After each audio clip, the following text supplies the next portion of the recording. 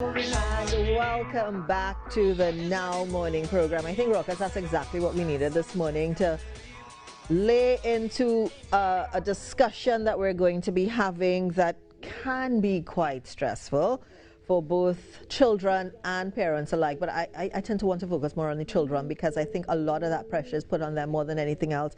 And as adults, we don't really realize sometimes, that pressure that we do put on our children, especially when exam times come around and the SEA results are coming out, supposed to be out today.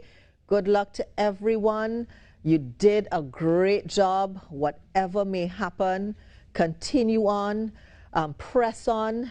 Your life is just beginning.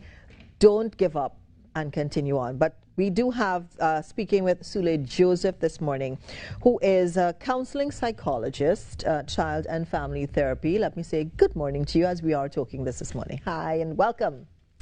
Good morning, Ria. Thank you for having me this morning. It is a pleasure. It is a pleasure to have you here this morning as we are talking SEA. It is going to be out today. The results are going to be out today. So we're talking on that. We want to focus on the child because this is an important day for those who wrote, the thousands of children who wrote that exam just a little while ago.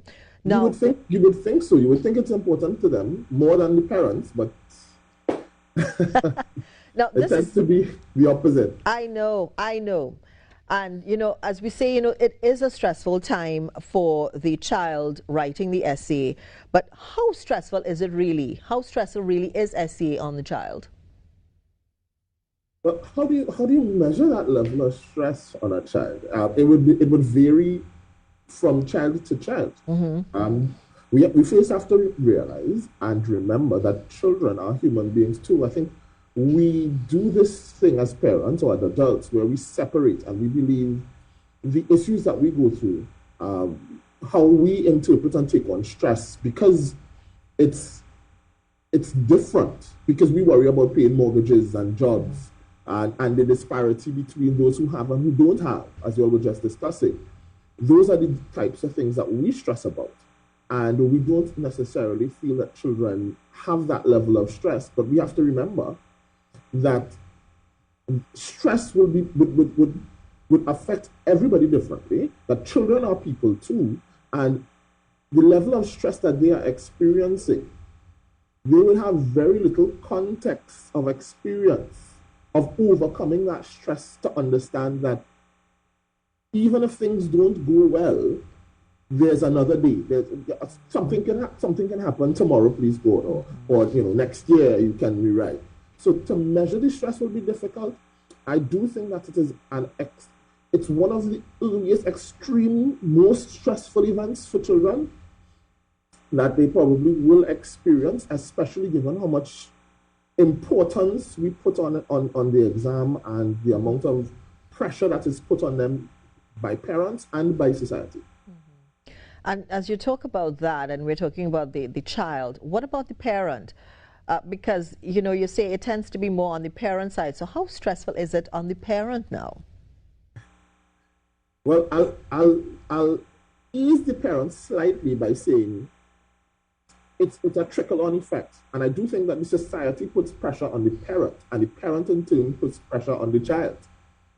So every parent wants to feel as though they have done their job as a parent and given their child the best chance at starting in life. And somehow we have come to a place where SEA is the starting point for life, for children. And all of this extreme importance has been placed on SEA. And, if things don't work well, what's going to happen to your child? And now the parent is stressing. Am I a good parent because I let them watch too much television? Maybe I should have. And so parents are under significant stress. Parents are taking on issues such as, what do I tell my friends if my child has to repeat? How are people going to look at me if my child did not pass for a top-tier school, a school that I decided on, or society has decided is a top-tier school? Those are some of the pressures as a parent. It makes you reflect. Have I done a good job? Maybe I should have done more to prepare my child. Maybe I didn't assist in the best manner. Maybe I should have had my child in a better primary school. Maybe my child was complaining about the teacher and I didn't listen enough. It is a stressful period. It really is for both parent and child. I think more, I wouldn't say more so for parent or more so for child, but it is exceedingly stressful for both. And very unnerving when you get very much closer to the releasing of results. You feel this built up tension and persons are now anxious, very, very anxious, awaiting these results. As a result of that, do you think that we should be looking at some way of changing how things are done, changing the system so that it doesn't affect both parent and child in the way that it does? Well, I believe that they are. I understand that right now there's a committee that's been put together to examine SEA as an exam, to look at SEA and see if it is still if it's relevant or if we should remove it. I am a large proponent for the removal of SEA as an exam. And for those of whom, what I'll say is just simply this. I remember once, I didn't do SEA. I did common entrance, right? Which is telling my age a bit, but I did common entrance. But when I did common entrance, the persons who I did common entrance with, they would have been persons who passed for what we call the top tier prestige schools. There would have been persons I remember who had to repeat, and there would have been persons who passed at that time for schools that we would have called junior secondary schools.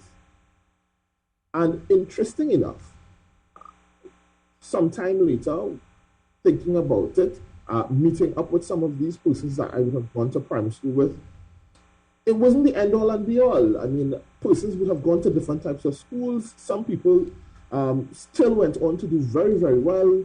Right now, we have the Minister of Public Utilities talks very fondly of attending a junior secondary school and moving on from there, right? So that it's not the end all and be all. I'm not a proponent of it. I remember very early we were having conversations under a previous Prime Minister of having a continuous assessment, right? Where children are continuously assessed throughout their primary school and then transition into a secondary school by a continuous assessment, right? I also have some concerns about us training our children to be an exam prep society where we may not necessarily be taking in all the information that we should during the period that we should, but when it comes to exam time, we are some of the best crammers. Yeah. Oh, yeah, definitely. We've run out of time so quickly. I can't believe that, we have come right here, right now. But there were so many other questions I wanted to ask you. But since results are supposed to be out today, and there are going to be many, because I remember my time getting my results is when I was really, really anxious, and that was common entrance as well. What words of advice can you give to both the child and the parent? So first off, what I would advise, let me deal with the parent. And parents, you have a very important role today. Very, very important role. As quickly as you can, though, because we are running out of time, unfortunately. Okay, yeah. So parents, very quickly, sit your child down, have a conversation, let them know this is not the end of the world. Let them know that you are proud of them regardless, especially given the effort. Talk to them about the effort put in and not necessarily the result at the end.